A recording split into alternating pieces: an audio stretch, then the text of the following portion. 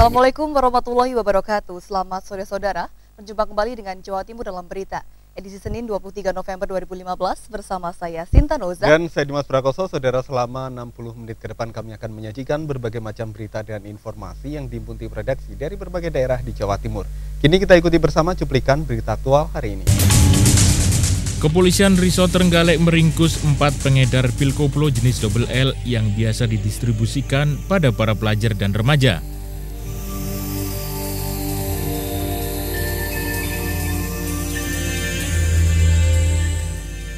Kurang 20 hari perhelatan pemilu kada serentak, KPUD Pacitan kini sibuk melakukan penyortiran logistik surat suara.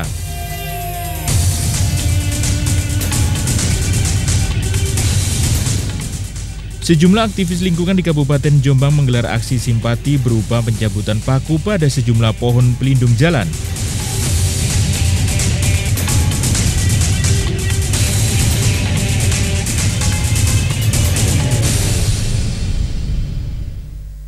Saudara, Kepolisian Resort Trenggalek meringkus 4 pengedar pil koplo jenis double L yang biasa didistribusikan pada para pelajar dan remaja di wilayah hukum Trenggalek. Selain pelaku, polisi juga berhasil mengamankan 1.000 lebih pil koplo jenis double L.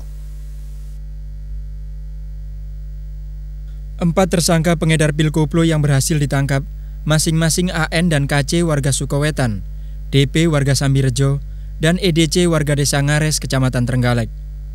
Dari tangan tersangka, polisi berhasil mengamankan barang bukti 587 butir pil koplo jenis double L, 4 unit telepon genggam, serta uang tunai hasil penjualan senilai Rp90.000. Penangkapan para pengedar pil koplo ini merupakan hasil operasi sakau selama 12 hari terakhir. Dari keterangan para tersangka, mereka mengedarkan obat-obatan terlarang ini ke sejumlah remaja dan pelajar di wilayah Trenggalek dengan harga Rp10.000 per paketnya. Untuk mempertanggungjawabkan perbuatannya, kini keempat tersangka ditahan di Mapolres Trenggalek dan dijerat pasal berlapis dalam Undang-Undang Kesehatan dengan ancaman 15 tahun penjara. Saat ini polisi juga masih mengembangkan kasus ini untuk membongkar sindikat pengedar lainnya di wilayah Trenggalek. Dari Trenggalek, Agus Triwasono melaporkan. Kejaksaan Negeri Jombang menjebloskan ketiga tersangka korupsi pembangunan sistem penyediaan air minum atau SPAM yang ada di Jombang. 3 tersangka terdiri dari 1 PNS Dinas PU Cipta Karya Provinsi Jawa Timur, 1 kontraktor dan 1 konsultan pengawas dengan besaran proyek senilai Rp9,6 miliar. 3 tersangka kasus korupsi pembangunan sistem penyediaan air minum di Desa Ploso, Kecamatan Ploso, Jombang ini langsung digelandang ke mobil menuju lembaga pemasyarakatan. Ketiganya ditahan Kejaksaan Negeri hingga 20 hari ke depan. Ketiga tersangka adalah Riswanto, PNS Dinas Pekerjaan Umum Cipta Karya Pemprov Jawa Timur, Rohmadi Nur selaku Direktur PT Jasuka Jaya Pratama yang berkedudukan di Bandung, Jawa Barat sebagai pelaksana proyek, dan Nurduha Prihantono, konsultan pengawas proyek. Sebelumnya ketiga tersangka sempat mangkir dari panggilan, hingga akhirnya panggilan yang ketiga kalinya hari ini, ketiga tersangka hadir dan langsung ditahan. Sebab jika pemanggilan kali ketiga tidak hadir, Kejaksaan akan melakukan upaya paksa. Ketiga tersangka ini ditetapkan jadi tersangka setelah Kejaksaan Negeri Jombang melakukan penyelidikan proyek pembangunan yang bersumber dari APBN senilai Rp9,6 miliar. Dari dana tersebut, pelaku diduga melakukan pembangunan di luar BESTEK hingga negara mengalami kerugian sebesar Rp500 juta lebih. Di sini ada 3 tersangka, yang 1 tersangka itu sebagai PPK, yang satunya konsultan pengawas dan satunya sebagai kontraktor. Dalam proyek apa itu? Itu dalam proyek SPAM tahun anggaran 2012 APBN. Kerugian negara berapa? Kerugian negara sekitar 576 juta sekian. Modusnya di situ antara pekerjaan tidak sesuai dengan spek yang ada di kontrak. Akibat perbuatannya, ketiga tersangka dijerat dengan Undang-Undang Korupsi Nomor 33 Tahun 1999, Pasal 2 Ayat 1, dengan ancaman hukuman minimal 4 tahun, maksimal 20 tahun penjara. Dari Jombang, Hari Sukemi melaporkan. Dua orang jambret yang memiliki jimat sikap tahan pukulan akhirnya babak belur dihajar massa karena menjambret tas milik seorang guru SMK 6 Surabaya di Jalan Ketintang Baru, Surabaya siang tadi. Kedua jambret akhirnya tidak berdaya setelah jimat sikapnya disita polisi. Inilah kedua pelaku jambret yang babak belur dihajar massa usai menjambret tas milik Sayekti, guru SMK 6 Surabaya di Jalan Ketintang, Surabaya. Kedua pelaku Wisnuwardani 32 tahun warga Jalan Simorojo dan Abdul Halim 24 tahun warga Genteng Surabaya terkeluar lemas diamankan di asrama polisi Ketintang. Dari tangan kedua pelaku petugas menyita tas hitam dan jimat keselamatan dan jimat anti pukulan yang dipakai tersangka dengan dililitkan di tubuh. Usai jimat kedua pelaku dilepas, para pelaku nampak lemas dan tak berdaya. Bahkan saat dipukul gayung oleh warga untuk dibawa ke kantor polisi, salah satu tersangka jatuh tersungkur di taman saat berjalan menuju mobil polisi. Kejadian ini berawal ketika korban baru saja mengambil uang di ATM Jalan Gunung Sari dan hendak pergi mengajar. Mobil bernopol L1838JG yang dikendarai korban berhenti di palang pintu perlintasan kereta api karena ada kereta lewat di Jalan Ketintang. Tiba-tiba kedua pelaku yang mengendarai mobil Matic merah L8014YX mendekati mobil korban dan menggedor-gedor kaca mobilnya memaksa untuk menyerahkan tas korban. Nggak tak buka itunya. Jadi posisi macet itu pelakunya mau ngambil itu ya? Posisi macet ya? Ya ini macet kan, sepur tapi jaraknya saya dengan sana jauh sih sumepi. Dan masnya ini papakan gini gitu seret masnya itu, masnya tanggap. Lalu korban teriak-teriak minta tolong. Seorang mahasiswa yang mendengar teriakan itu langsung menangkap kedua pelaku. Mereka sempat berkelahi. Aksi heroik ini kemudian dibantu warga sekitar dan mengeroyoknya. Pelaku tak bisa kabur karena terjebak macet sehingga massa mengeroyoknya. Cowok boncengan dua, langsung kabur orang itu, langsung saya kejar dari sini langsung pukul-pukulan sama saya di sini tadi, berantem tadi sama tadi. Setelah itu diajar sama massa, anak-anak ini turun semua orang-orang. Kedua pelaku kini diserahkan ke Polsek Wonokromo untuk diperiksa lebih lanjut. Diduga para pelaku ini adalah pelaku lama yang kerap keluar masuk penjara. Dari tangan tersangka petugas menyita jimat sikap keselamatan dan anti pukul serta motor Matic yang dipakai tersangka beraksi. Dari Surabaya, Joko Hermanto melaporkan. Saudara, komunitas masyarakat Madura yang menetap dan tercatat sebagai warga Surabaya di 4 kecamatan mendukung pasangan nomor 1, Rasio dan Lucy menjadi wali kota dan wakil wali kota Surabaya. Kepastian tersebut antara lain diwujudkan melalui deklarasi dukungan pasangan Rasio Lucy di Hotel Antariksa Surabaya kemarin sore. Pelaksanaan pemilihan wali kota dan wakil wali kota Surabaya semakin dekat. Dukungan terhadap pasangan nomor urut 1 Rasio dan Lucy pun terus bertambah.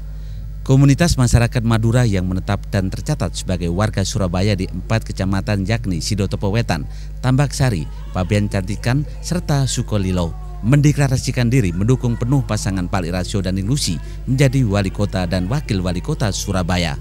Dukungan terhadap nomor urut 1 pasangan Rasio dan Lucy ini dianggap dapat menyelesaikan masalah yang ada di Surabaya yang selama ini terabaikan oleh pemerintah kota Surabaya seperti pemegang surat ijo dan PKL. Dukungan nyata satu hati yang difasilitasi Kema Arek Surabaya untuk pasangan Pak Rasio dan Lucy akan dimanfaatkan dengan melakukan perubahan yang nyata lebih baik untuk masyarakat kota Surabaya. Ya, ini adalah bentuk kepedulian dari rakyat yang menginginkan perubahan. Tentu saya dengan Lucy menyampaikan penghargaan yang tinggi, ucapan terima kasih atas segala dukungan. Saya bertekad dengan Lucy akan membawa perubahan yang ke arah yang lebih baik. Hari ini harus lebih baik daripada hari kemarin. Hari esok harus lebih baik daripada hari ini. Kalau hari ini sama dengan hari kemarin dan hari esok sama dengan hari ini, kita ini termasuk orang-orang yang rugi. Makanya dengan dukungan dari para rakyat kota Surabaya ini sebagai motivasi saya dengan NIN, dan saya merasa optimis dalam rangka pelaksanaan pemilu kada tanggal 9 Desember tahun 2015. Komunitas masyarakat Madura yang menetap dan tercatat sebagai warga Surabaya mendukung pasangan Rasio dan Lucy karena dianggap mampu menyelesaikan permasalahan PKL yang selama ini sebagian besar tidak mendapat kepastian tempat bekerja. Saya mendukung Pak Rasio ini dikarenakan supaya ada perubahan untuk ke depan. Karena saya sebagai rakyat kecil, khususnya di kalangan PKL, itu saya merasa tertindas, Mas. Satu, karena saya ditunggu anak cucu saya ketika saya mau berdagang. Tapi kenyataannya setelah saya nyampe di lapangan, belum kita laku apa-apa, kita udah digusur. Mau makan apa anak cucu saya, Mas? Deklarasi dukungan penuh terhadap pasangan Rasio dan Lusi yang diprakarsai oleh Gema Arek Surabaya ini tercatat sudah berlangsung 4 kali.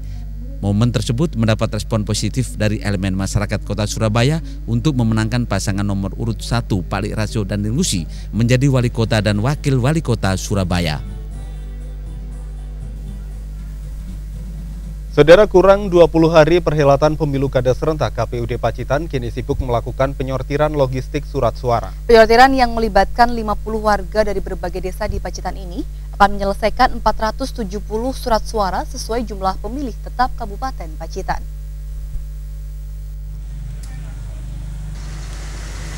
Beginilah suasana penyortiran dan pelipatan surat suara di kantor KPU Pacitan yang melibatkan warga dari berbagai desa di Pacitan.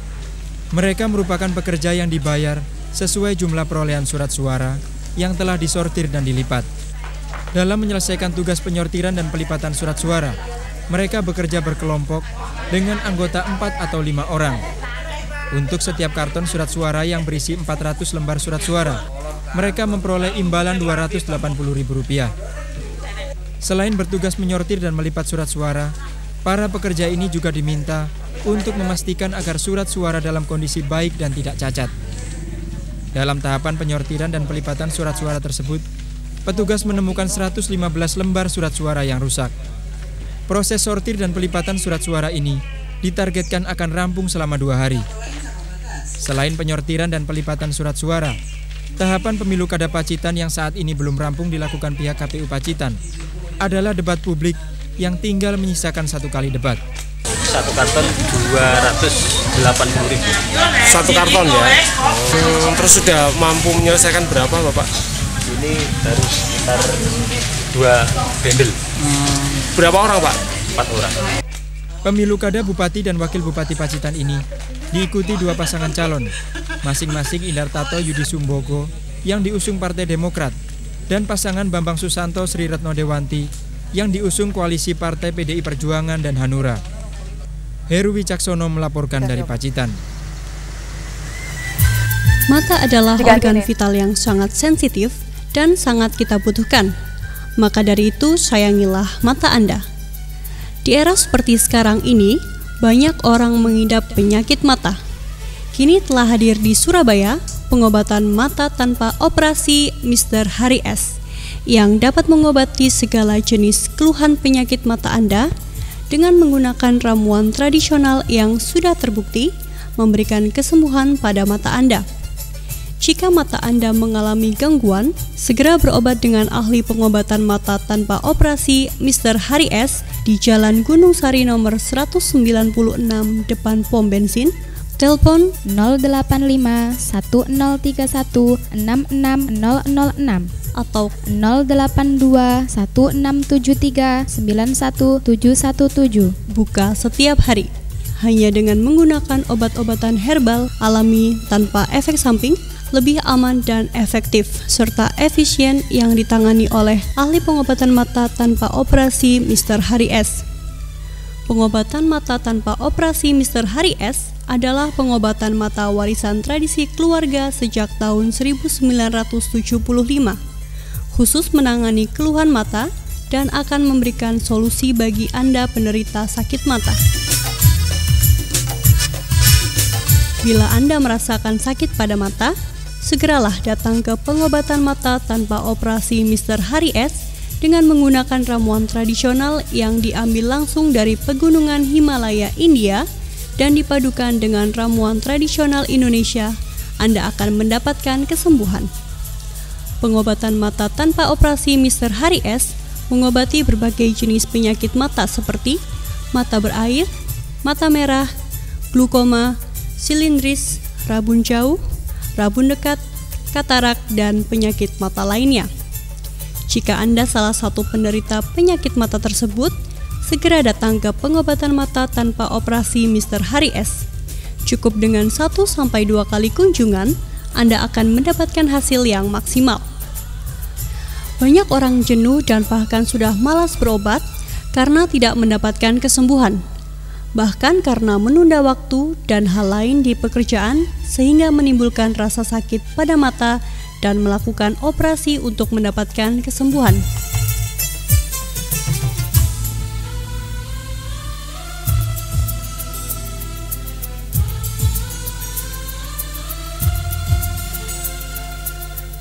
Pada saat sekarang ini, banyak anak yang harus memakai bantuan dengan menggunakan kacamata. Penyakit mata terjadi bukan hanya karena debu dan kotoran lainnya, tetapi bisa akibat dari banyak hal dan pantangan yang tidak diketahui dari makanan yang kita konsumsi setiap hari. Penyakit mata yang telah banyak dirasakan masyarakat sangat rentan dan mengakibatkan kebutaan, bahkan tidak dapat disembuhkan. Kita harus berhati-hati dan selalu menjaga mata kita agar selalu aman dan terhindar dari hal-hal tersebut.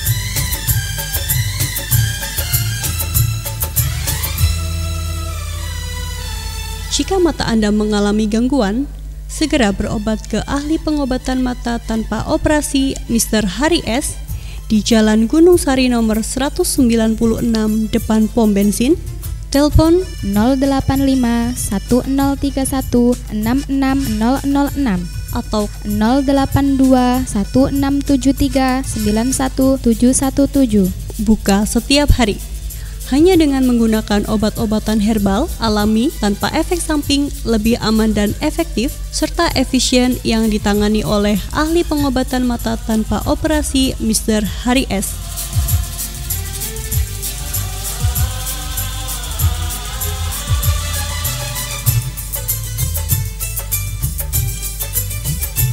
Awas, jangan salah alamat. Pengobatan mata tanpa operasi Mr. Hari S di Jalan Gunung Sari nomor 196 depan pom bensin. Telepon 085 1031 66006 atau 082 1673 91717. Buka setiap hari. Hanya di pengobatan mata tanpa operasi Mr. Hari S, cukup dengan 1-2 kali kunjungan Anda akan mendapatkan hasil yang maksimal.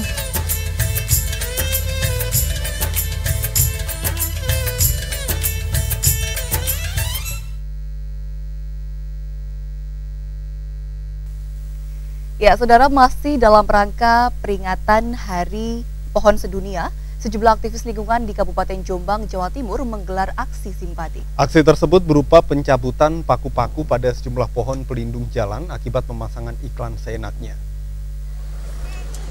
Menyambut Hari Pohon Sedunia, komunitas aktivis lingkungan rumah Jiau Jombang menggelar gerakan cabut paku pada sejumlah pohon pelindung jalan. Dari sejumlah kelompok yang dibentuk bergerak menyusuri ruas-ruas jalan protokol di dalam kota Jombang. Di antaranya Jalan Jaksa Agung Suprapto, Jalan Dr. Stomo, Jalan Kiai Haji Wahid Hasim, serta Jalan Kiai Haji Ahmad Dahlan. Ratusan batang pohon pada sejumlah jalur ini hampir seluruhnya terdapat paku, kawat ataupun bahan besi lainnya. Bahkan sejumlah pohon tampak sudah mati akibat terganggu kelestariannya. Paku-paku yang tertancap pada pohon adalah bekas pemasangan aneka poster dan spanduk untuk iklan gratis. Bahkan aktivis juga mendapati poster iklan yang masih terpasang sehingga langsung diambil dan pakunya dicabut. Para aktivis lingkungan ini sangat menyesalkan tindakan pebisnis yang merusak kelestarian pohon dan estetika alam. Jadi ketika paku ditancapkan ke pohon, itu juga paku membawa beberapa bakteri masuk ke dalam pohon dan itu berbahaya untuk pohon. Jadi untuk Hari Pohon ini kami ingin menyelamatkan pohon dengan cara mencabut paku di sepanjang jalan yang biasa kita lalui. Banyaknya paku dan kawat yang mengganggu kelestarian pohon, tak heran hanya dalam waktu kurang dari 1 jam, lebih dari 2 kilo paku berbagai ukuran telah didapatkan. Aksi ini akan terus dilakukan hingga seluruh pohon di dalam kota Jombang bersih dari paku. Saudara, berkaitan dengan informasi tadi akan kami rangkai dengan sesi dialog yang akan dipandu oleh Sintan Uza.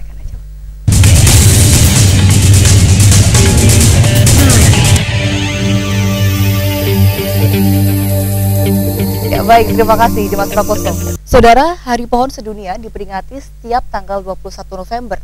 Dan peringatan Hari Pohon ini tentu membawa makna dan renungan bagi kita semua agar selalu mencintai lingkungan dan juga melestarikannya.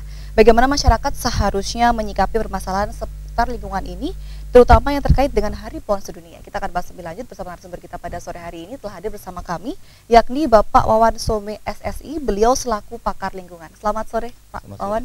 Ini mungkin ada greeting atau tagline khusus untuk agar kita menjaga lingkungan atau Hari Pohon ini, Pak? Iya, pohon itu adalah pabrik oksigen bagi kita. Semestinya memang kita harus menjaga. Kita tidak pernah membayar ketika pohon menghasilkan oksigen yang memang sangat kita butuhkan sehari-hari. Oke, jadi go green dan jagalah, cintailah, lestarikanlah pohon kita, begitu ya Pak. Kemudian kita berbicara mengenai perayaan memperingati Hari Pohon Sedunia ini, sebenarnya makna, filosofi atau sejarah singkatnya sendiri seperti apa, Pak? Sebenarnya ini kan sejarahnya untuk mengenang ada seorang aktivis pecinta alam di Amerika, Sterling Morton, gimana untuk dia selalu mengajak orang untuk selalu nanam pohon, dan baru lebih dulu sih lebih karena supaya udara teduh dan segala. Baru terasa sekarang orang udah mulai ngikutin akhirnya, dan untuk mengenang jasanya kemudian tanggal 21 November itu diperingati sebagai Hari Pohon sebenarnya. Nah, kalau kita ngelihat sebenarnya kan memang pohon ini sangat penting bagi kita. Tidak hanya dia menghasilkan oksigen bagi kita, tapi dia juga bisa menyerap polusi-polusi yang memang justru berbahaya untuk kita. Kasarannya dia akan membuat udara ini jadi lebih bersih, jadi lebih sehat dan sebagainya. Jadi memang sangat penting bagi kelangsungan kehidupan, begitu ya. Tidak hanya manusia, tapi juga untuk makhluk hidup yang lain. Iya. Di sisi lain dia jadi habitat bagi satwa biota lain. Di sisi lain sebenarnya yang tidak banyak orang pahamin sebenarnya adalah bahwa sebenarnya pohon ini adalah tempat penyimpanan air. Artinya nyimpan air 30% air hujan itu sebenarnya disimpan di pohon. Betul. Sehingga tidak kemudian menjadi air permukaan dan menyebabkan banjir. Jadi bukan hanya menyebabkan ada pohon kemudian mencegah erosi dan sebagainya, tapi justru pohon ini menyerap air dari dalam tanah kemudian disimpan dalam tubuhnya, itu 30% dari air hujan yang jatuh sebenarnya. Dan artinya semakin banyak pohon otomatis semakin mengurangi jumlah air permukaan yang bisa menyebabkan banjir sebenarnya kalau bicara seperti itu. Nah, jadi sebenarnya manfaat pohon ini sangatlah banyak. Namun jika kita berbicara mengenai Hari Pohon Sedunia sendiri, sepertinya masyarakat juga kurang familiar begitu, Pak? Iya, memang masih kurang familiar. Indonesia sendiri ada hari menanam pohon, jadi agak berbeda juga sebenarnya. Karena memang ini Hari Sedunia, tapi beberapa aktivis memang selalu rutin untuk gerakan. Kami sebenarnya kayak kemarin misalnya teman-teman beberapa komunitas di Surabaya, itu ada gerakan misalnya menanam pohon mangrove di Pantai Timur Surabaya. Kemudian keesokan harinya tanggal 22 kami bersama beberapa komunitas, ada sekitar 100 orang, mereka kemudian melakukan aksi membersihkan pohon mangrove yang kelilit sampah plastik, kemudian dirawat dan segalanya. Nah, selama ini kan kita lebih banyak menanam. Ada beberapa teman-teman misalnya di Ekoton misalnya, mereka punya istilah ketika kemarin Hari Pohon itu adalah adopsi pohon. Jadi satu orang gimana dia ngadopsi pohon, kemudian dia harus ngerawat sampai minimal 2-3 tahun. Karena biasanya sering kita menanam tapi kita tidak pernah merawat. Kemudian Pak, jika kita berbicara mengenai tadi ada menghilangkan sampah plastik di mangrove, kalau yang ini juga berkaitan dengan visual sebenarnya kita saksikan bersama, banyak sekali masyarakat yang kita saksikan juga sekarang ini, pohon-pohon di sekitar kita banyak ditempelin paku atau bahkan menjadi media iklan begitu Pak, ya bisa dibilang ilegal. Nah, seperti apa Pak Bapak melihat? Kalau kita ngelihat sebenarnya ada peraturan, itu dilarang. Jadi sudah ada peraturan dilarang sudah ada peraturan. Terus kemudian sebenarnya kalau bicara untuk yang sering terjadi bukan hanya iklan, masa-masa kampanye ini sering banyak. Nah, itu sebenarnya ada aturan KPU juga yang sudah mengatur bahwa dilarang untuk memasang alat peraga kampanye di pohon. Terus kami sebenarnya pernah 2 tahun yang lalu nyoba gitu nyabut paku di sepanjang Jalan Darmo Surabaya. Ketika kami timbang ada 5 kilo paku yang ada di situ. Itu cuma di sepanjang Jalan Darmo. Sepanjang Jalan Darmo dan hanya di sisi barat. Sisi timurnya belum diteruskan untuk ke Diponegoro dan seterusnya itu dan juga lain-lain. Jadi ini kesadaran masyarakat yang masih sangat perlu dibangun begitu ya Pak berarti? Sebenarnya kalau kita ngelihat kayaknya mereka tidak menghargai pohon, karena pohon ini kan sebenarnya harusnya mereka menghargai karena pohon ini sudah menghasilkan oksigen.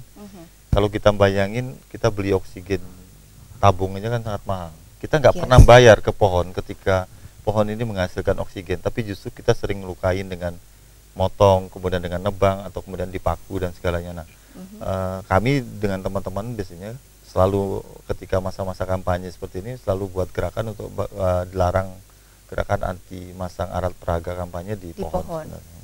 Kemudian Pak juga berbicara mengenai masalah penebangan liar atau seperti illegal logging, kemudian reboisasi yang saat ini Bapak melihat fenomena tersebut masalahnya bisa dibilang miris gitu ya Pak. Seperti apa Bapak? Masih sampai sekarang masih sampai terjadi. Kebetulan kami tergabung dalam satu satu jaringan pemantau independen kehutanan.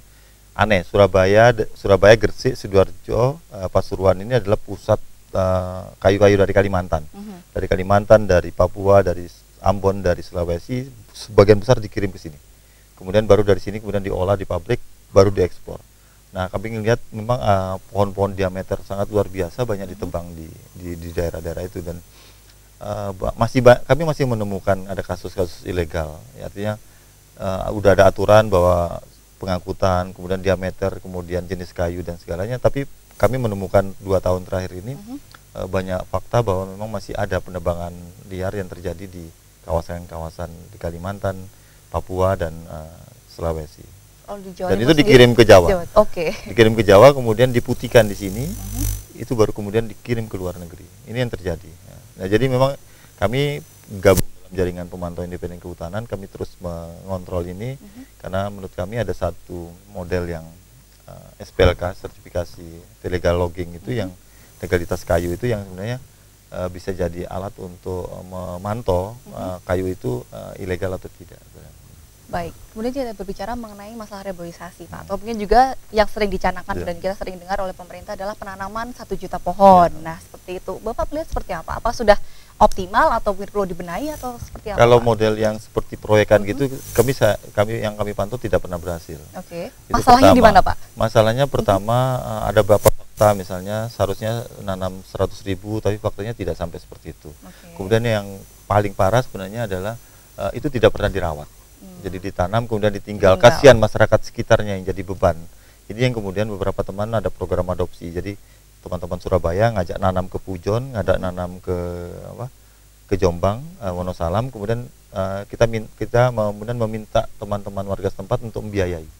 Kita biayain dari sini, kemudian kita minta mereka untuk mendanai merawat itu. Itu yang istilahnya teman-teman adopsi pohon. Jadi kalau kami lebih ke program adopsi pohon. Nah, kalau bicara reboisasi sebenarnya cara yang sederhana sebenarnya. Kita tidak usah menanam sebenarnya. Biarkan alam itu melakukan. Jadi ada proses namanya reboisasi alami. Itu justru bisa dalam waktu 5 tahun itu bisa memperbaiki sistem hidrologis dari hutan itu. Nah, asalkan jangan diganggu. Nah, tugas ini kita apa ini Pak? Tugas kita jaga. Biarkan hutan itu tumbuh alami, dijaga, jangan kemudian diganggu.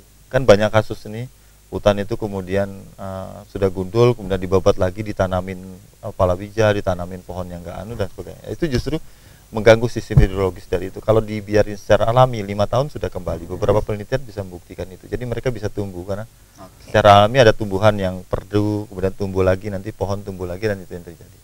Baiklah, terakhir Pak, harapan Bapak ke depannya untuk lingkungan dan juga tentunya dalam peringati Hari Pohon Sedunia ini. Kalau menurut saya memang kita sudah saatnya menghargai pohon, karena pohon adalah pabrik oksigen bagi kita, dan kita tidak pernah membayar untuk oksigen yang dihasilkan oleh pohon. Kalau kita beli oksigen tabung sangat mahal. Baiklah, terima kasih banyak Pak Wawan. Semoga setelah mendengarkan dialog kita ini masyarakat bisa lebih sadar untuk mencintai lingkungan dan juga pohon tentunya. Amin. Dan pemirsa, kita akan kembali selepas keberangkatan maghrib. Tetaplah bersama kami.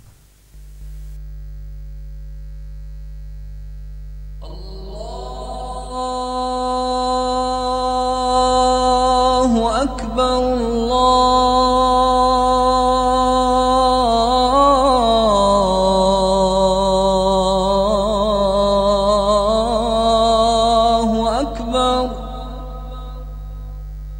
Allahu Akbar, Allahu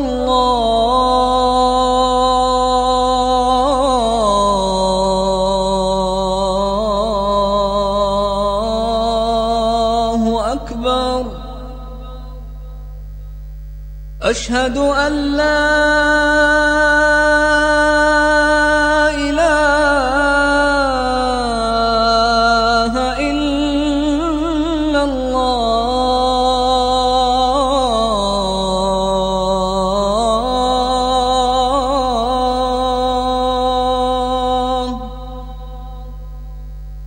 أشهد أن لا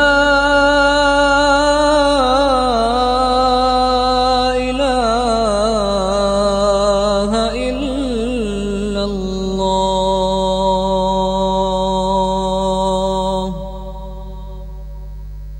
أشهد أن محمدًا رسول الله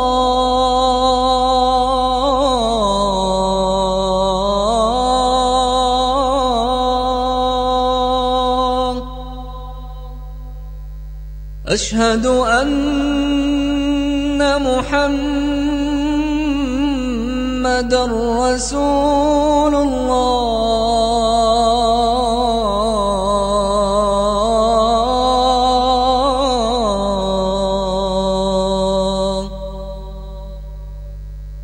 حي على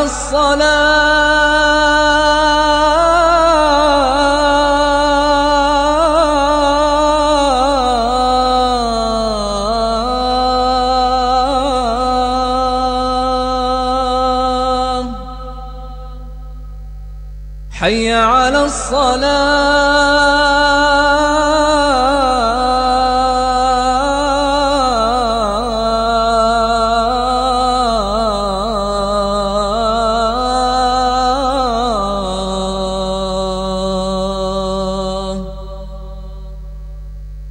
حي على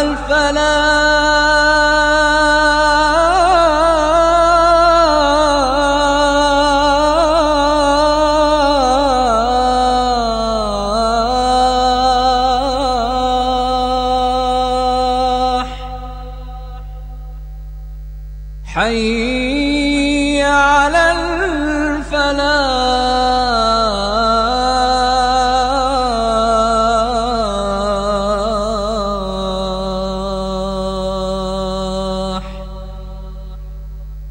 الله أكبر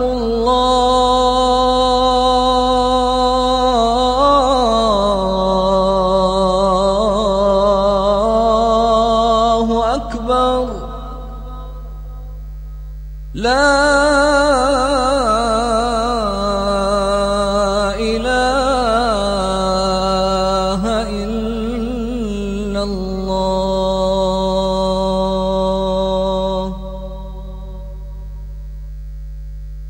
اللهم رب هذه الدعوة التامة والصلاة القائمة آت محمدا الوسيلة والفضيلة وابعثه مقاما محمودا الذي وعدته.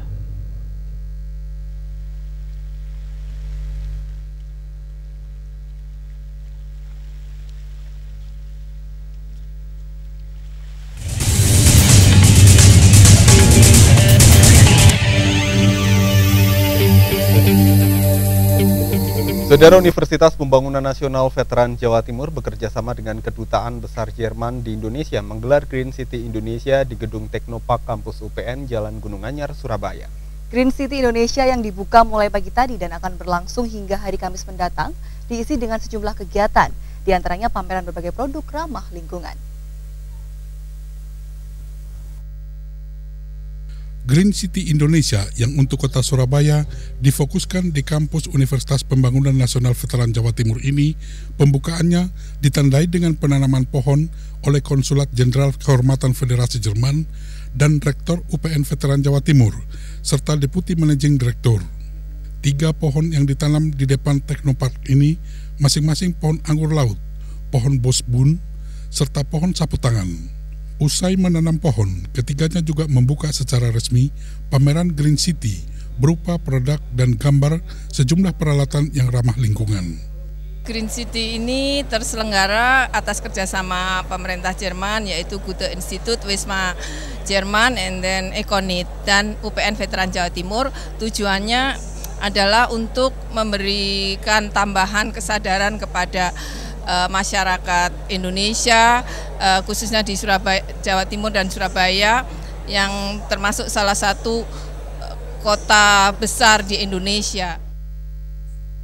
Bagi Universitas Pembangunan Nasional Veteran Jawa Timur, penyelenggaraan Green City di lingkungannya tidak lepas dari keberhasilannya sebagai pemenang pertama kampus hijau pada kompetisi Eko Kampus yang diselenggarakan Kemendikti.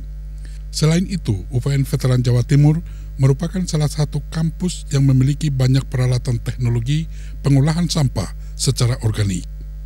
Meski demikian, penyelenggaraan pameran ini setidaknya akan membawa dampak positif bagi kemajuan universitas yang statusnya telah berubah menjadi universitas negeri ini. Pameran ini merupakan proses pembelajaran atau edukasi, ya.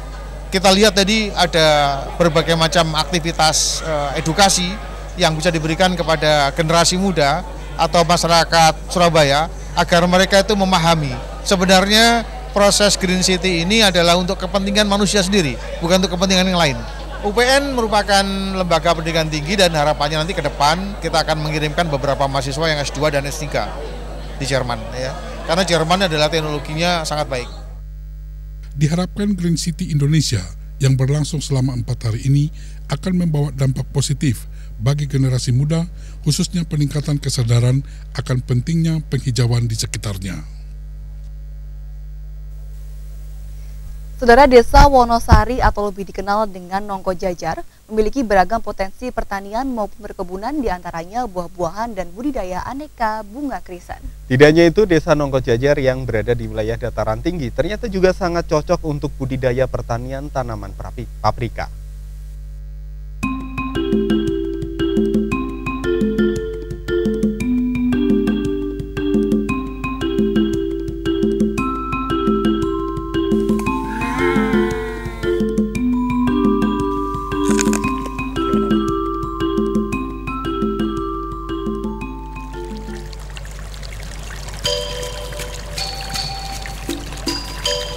Desa Wonosari atau lebih dikenal dengan Nongko Jajar terletak di Kecamatan Tutur, Kabupaten Pasuruan, Jawa Timur.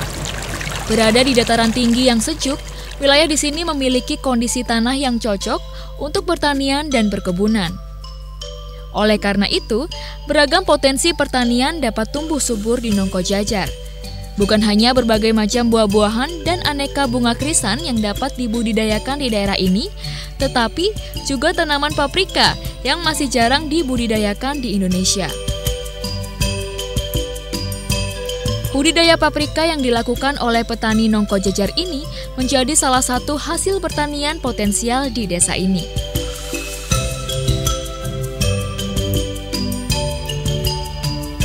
Paprika yang dibudidayakan di Nongko Jajar sekilas memang seperti buah tiruan dari plastik, karena selain berukuran besar, kulitnya bersih dan bening, serta memiliki tekstur warna yang tajam. Dengan kualitas buah paprika yang terbilang baik ini, tak heran jika Nongko Jajar termasuk salah satu pemasok kebutuhan paprika di tingkat nasional bahkan internasional. Di level nasional misalnya, paprika Nongko Jajar mampu memenuhi permintaan pasar lokal, yakni Batam, Bali, Surabaya, Malang, Batu, dan Jakarta.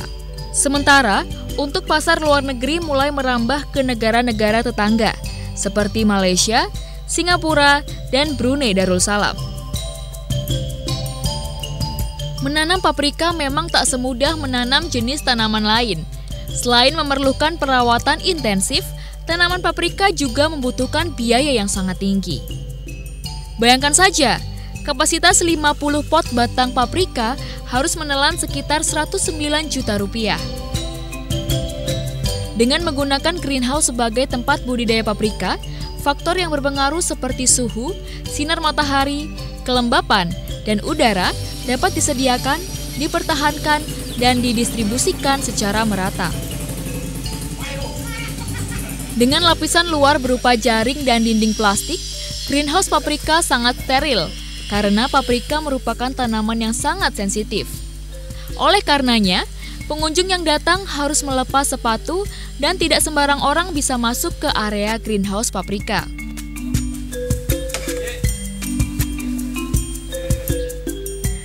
Pemirsa pasti sudah mengenal buah paprika yang biasanya digunakan sebagai olahan berbagai macam makanan dan mempunyai gizi yang baik bagi tubuh.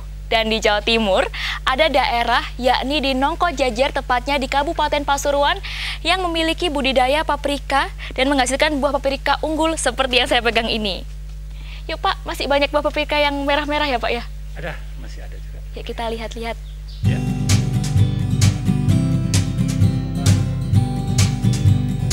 Pemeliharaan tanaman paprika meliputi pemupukan, pengairan, pemangkasan, pencarangan buah, dan pengendalian hama penyakit. Pemupukan dilakukan bersamaan dengan penyiraman atau irigasi. Pupuk sebelumnya dilarutkan air dan kemudian ditampung dalam tangki air untuk irigasi tetes. Frekuensi pemberian pupuk ini tergantung pada kondisi cuaca dan umur tanaman.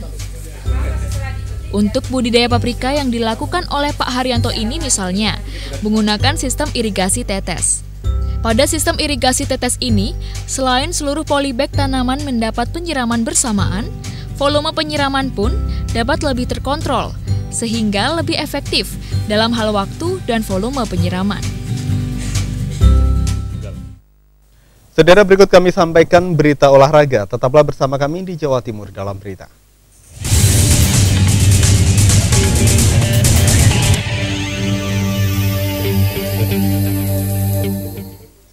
Arema Kronus berhasil menuntaskan perlawanan Sriwijaya FC dengan skor 2-0 dalam laga turnamen Jenderal Sudirman 2015 di Stadion Kanjuruhan Malang kemarin. Dengan hasil ini, Arema Sevara otomatis lolos dari penyisihan grup A. Sejak menit pertama, tim Arema Kronus langsung menekan barisan pertahanan Sriwijaya FC di Stadion Kanjuruhan, Kabupaten Malang. Meski tanpa Christian Gonzalez, serangan Arema tetap kuat di bawah kaki trisulanya, yakni Samsul Arif, Esteban Vizcara, dan Arif Suyono. Bahkan gol pertama Arema Kronus justru diciptakan pemain dari lini kedua Ahmad Bustomi pada menit ke-32. Ahmad Bustomi melakukan tendangan spekulasi dari luar garis penalti, membuat kiper Sriwijaya FC, Dian Agus, kebobolan hingga Arema unggul 1-0. Ketinggalan 0-1 membuat pemain Sriwijaya FC meningkatkan pola permainan. Sentuhan 1-2 dicoba dilakukan para pemain khususnya dari sektor sayap, membuat sejumlah serangan berhasil diciptakan. Namun ketatnya lini belakang Arema Kronus dalam menjaga barisan pertahanannya membuat serangan yang dilakukan dengan susah payah harus terhenti sampai di barisan pertahanan lawan. Para pemain Arema Kronus melihat situasi tersebut, juga mencoba mengimbangi dan berusaha memanfaatkan serangan balik. Gol Arema bertambah melalui skema tendangan pojok dan menghasilkan kemelut di depan gawang lawan. Bola justru mengarah ke Esteban Vizcara. Tendangan voli cantik pemain asing baru ini kembali merobek jala Dian Agus. Kedudukan 2-0 untuk Arema bertahan hingga laga usai. Dengan hasil ini Arema berada di puncak klasemen sementara grup A turnamen Piala Jenderal Sudirman Cup dengan 9 poin. Sementara Sriwijaya harus puas berada di posisi 3 klasemen sementara. Dari Kabupaten Malang, Arif Masbukin melaporkan.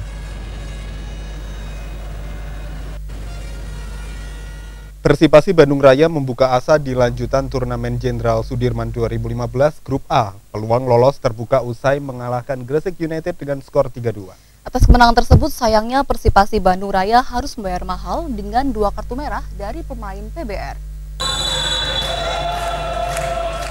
Lanjutan turnamen Jenderal Sudirman 2015 di Stadion Kanjuruhan Kabupaten Malang, Jawa Timur mempertemukan Gresik United dengan lawannya Persipasi Bandung Raya. Ajang tersebut sama-sama memburu poin untuk membuka peluang lolos dan Persegres Gresik United justru mengambil inisiatif menyerang awal babak pertama. Bima Sakti dan Riko Simanjuntak berhasil membuat barisan pertahanan PBR kewalahan. Hasilnya di menit 15, tendangan jarak jauh Jeffrey Kurniawan mampu merubah skor 0-1 untuk keunggulan Gresik United. Usai water break, giliran PBR membuat gol. Gol tercipta akibat handsball FX Junior. Di menit ke-38, Kim Jeffrey Kurniawan yang jadi algojo sukses menyamakan skor. Kedudukan 1-1 bertahan hingga turun minum. Di babak kedua, PBR justru berbalik unggul di menit ke-47. Memanfaatkan kemelut di depan gawang, Rama Hidayat berhasil membuat skor berubah 2-1 untuk PBR. PBR terus menekan dan kembali unggul melalui aksi Ibrahim Conteh di menit 64 yang mampu mengelabui kiper Persegres Gresik Sandi Firmansyah. Namun petaka terjadi di kubu PBR. Sejak menit ke-85, Persipasi Bandung Raya harus bermain dengan 9 orang. 2 orang pemainnya Koirul Rifan dan Riyadi Ramadana menerima kartu kuning kedua. Gresik United akhirnya memperkecil ketertinggalan menjadi 3-2 usai pemain Gresik United Samsul Arifin dilanggar Gozali Siregar di kotak terlarang. Ade Suendar sebagai eksekutor sukses merubah kedudukan dan bertahan hingga laga usai. Dengan hasil ini, PBR berada di posisi 4 turnamen Jenderal Sudirman Cup 2015, sementara Persegres Gresik United berada di juru kunci klasemen.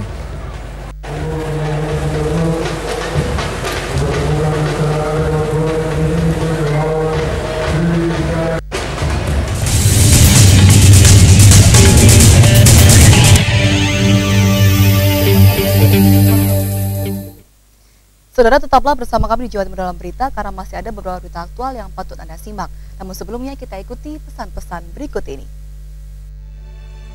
Saat mata ini terbuka, dunia seakan cepat berubah. Dan waktu telah menjadi saksi atas apa yang telah kita perbuat hari ini. Kemarin adalah proses yang mesti kita lalui bersama. Dan esok adalah tugas kita semua untuk terus membangun Surabaya. Pupuk DI Grow, pupuk masa depan. Tanah subur, petani makmur. 58, 59. Hasilnya kalau pakai DI Grow ini lebih memuaskan, Pak. Ini yang betina, bobotnya 2,2. Udang faname umur 2 bulan. Manfaat pemakaian DI Grow, buah dalam satu tandan itu bisa berkisar 9-10 dengan besarnya hampir rata. Grow mantap dan oke.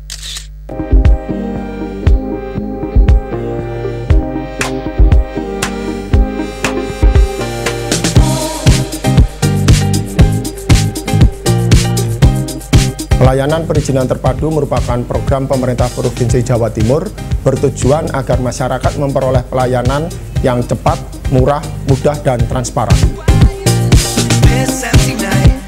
P2T melayani seluruh hati. Surabaya sebagai kota besar tidak lepas dari permasalahan. Kami Rasolusi berkomitmen membawa perubahan untuk Surabaya lebih sejahtera, lebih berkeadilan, lebih berdaya saing, dan berkepribadian. Mengetengahkan masalah Surabaya pinggiran sebagai fokus utama. 500 juta per RW dan 50 juta per koperasi wanita RW. Bersama Rasolusi. Salam satu jari, wani rek. Ojo pindah channel Dolor, tetep ono TVRI Jawa Timur. TVRI, berkat budaya bangsa.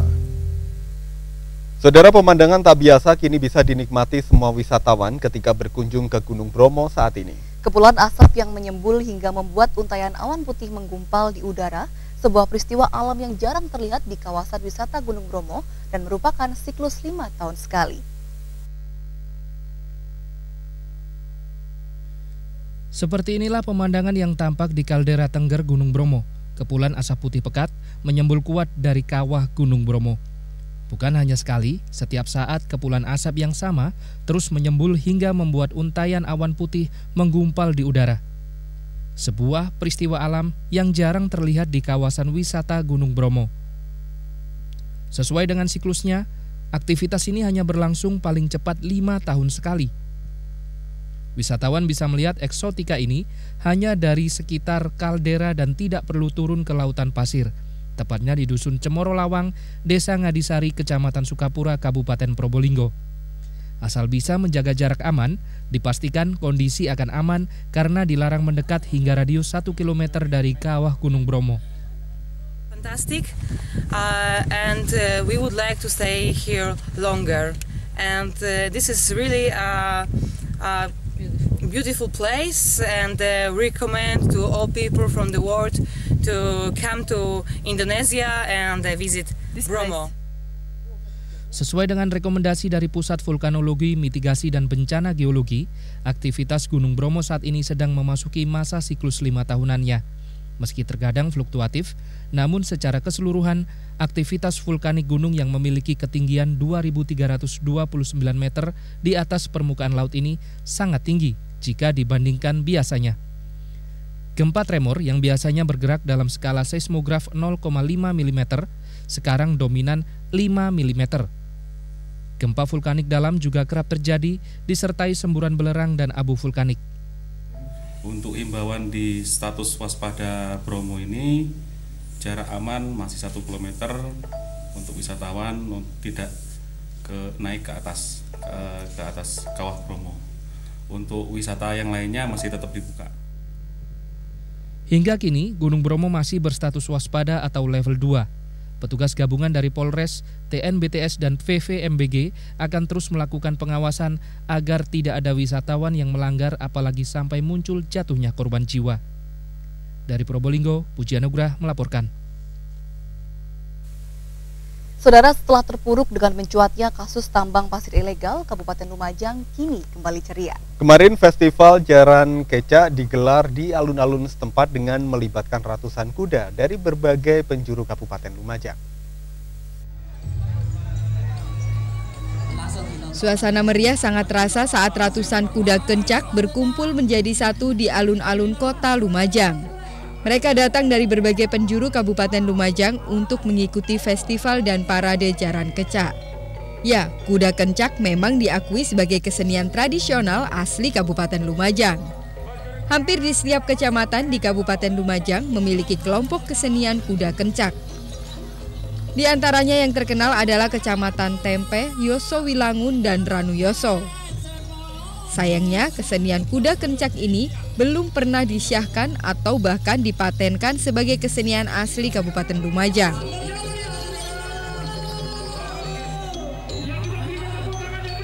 Layaknya sebuah pertunjukan kuda kencak, semua peserta tampil dengan semua aksesorisnya. Mulai dari rumbai-rumbai yang dipakaikan di kudanya, hingga berbagai pakaian adat yang dikenakan para pemilik atau pawang kuda. Sesuai dengan namanya, jaran kencak atau kuda kencak dimainkan dengan beratraksi. Pawang kuda akan berjoget bersama gerakan kudanya, selaras dengan tabuhan gamelan. Melalui festival dan parade jaran kencak ini, diharapkan pamor kesenian kuda kencak tak akan surut dari Kabupaten Lumajang.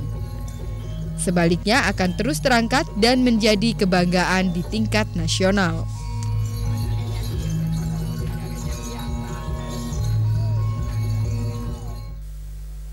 Seorang warga Jombang berhasil menemukan ide cemerlang untuk mengembangkan kerajinan kaligrafi dengan menggunakan media bambu. Kini pangsa pasarnya bukan hanya Indonesia saja, namun hingga mampu menembus pasar Eropa dan Asia.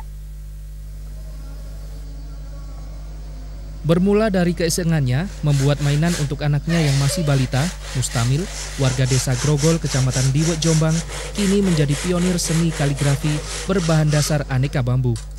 Mustamil membuat kaligrafi dari bahan bambu dengan alas bahan pelepah pisang yang diawetkan. Banyaknya bambu di sekitar rumahnya makin memantapkan dirinya untuk menggeluti seni kaligrafi bambunya. Setelah perjalanan selama 8 tahun lebih, kini usaha kaligrafi yang memiliki ciri khas kemiringan pemotongan 60 hingga